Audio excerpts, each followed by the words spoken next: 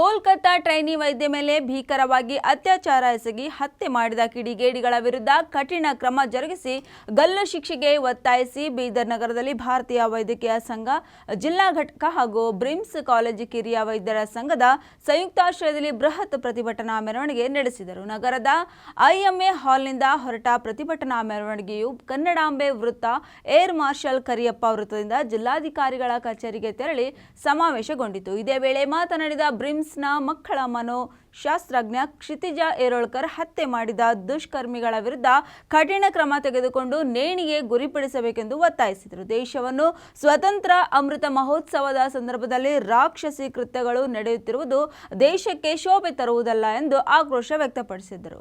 ಪ್ರತಿಭಟನೆಯಲ್ಲಿ ಇಎನ್ಟಿ ತಜ್ಞರಾದ ಡಾಕ್ಟರ್ ವಿ.ವಿ.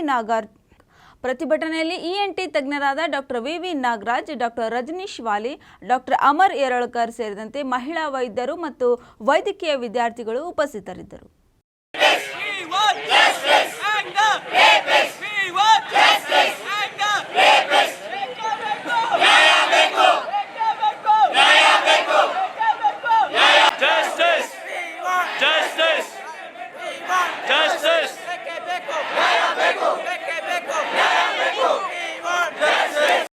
और सिक्योरिटी एंड जस्टिस हमारा constitutional and fundamental basic human right है और जिसके हम सब अधिकार है. You can not do discrimination here. We call for action, immediate action on this. We want to hear more about the evidence जो भी है, and we call for security from everybody. And this is not just a woman's responsibility, it's also the man's responsibility, it's the community's responsibility.